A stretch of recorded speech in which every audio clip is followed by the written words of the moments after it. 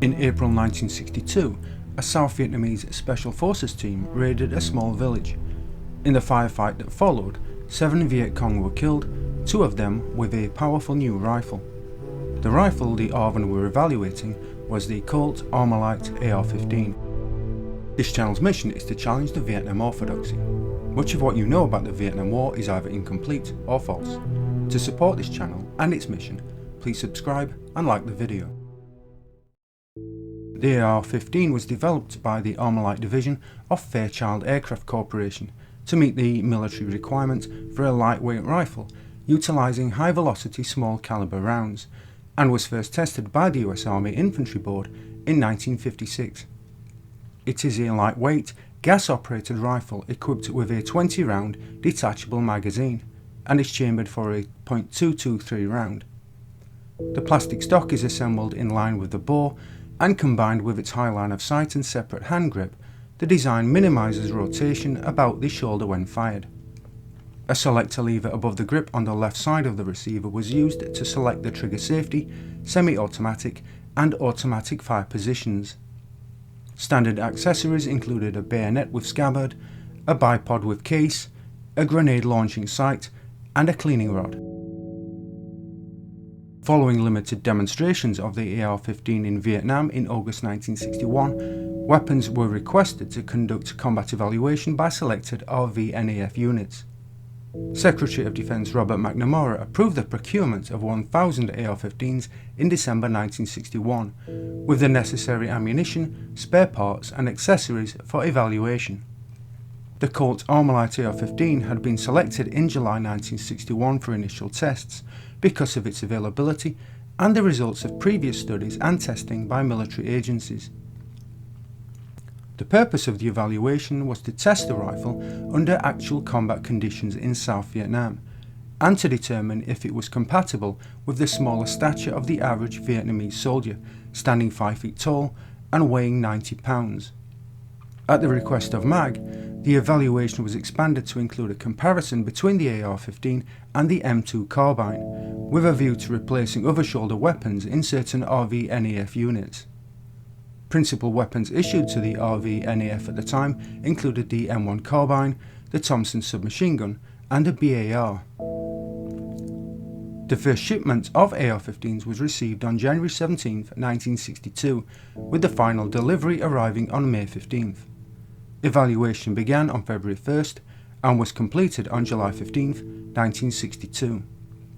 AR-15s were issued to ARVN units that had previously been engaged in considerable combat, including the 5th and 7th Infantry Divisions, Marines, Airborne and Special Forces.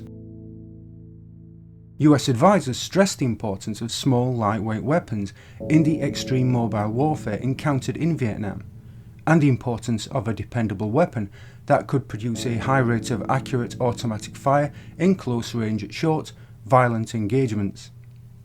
The weapon should have the effective range of the M1 rifle, the light weight of the M1 carbine, the full automatic capability of the BAR, and the simplicity of the Thompson submachine gun.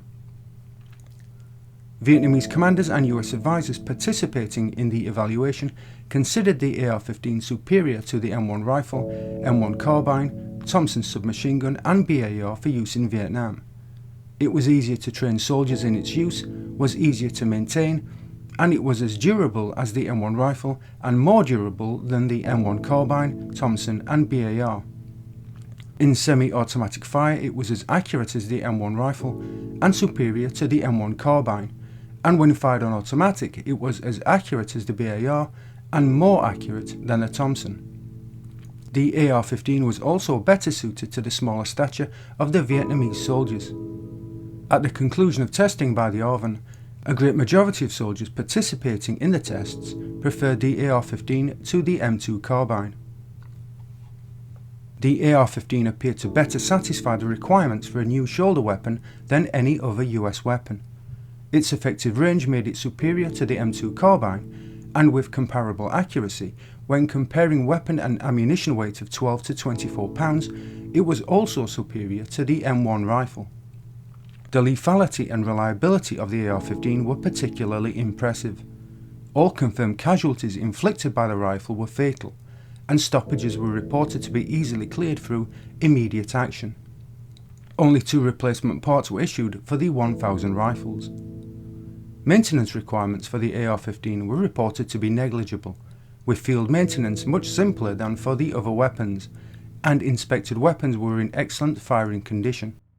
The report concluded that the AR-15 was more compatible with the small stature of the Vietnamese soldiers than the M1 rifle, the BAR, and the Thompson submachine gun, and that it was superior to the M2 carbine. US advisors and ARVN commanders considered it the best all-around shoulder weapon in Vietnam, and to be superior in almost all respects to the M1 rifle, M1 and M2 carbines, the Thompson submachine gun, and the BAR. The report recommended that the AR-15 should be considered for adoption as the basic weapon for the ARVN, as it would improve effectiveness and simplify training and logistics. These conclusions and recommendations were made available to CommerceMark V and SyncPack.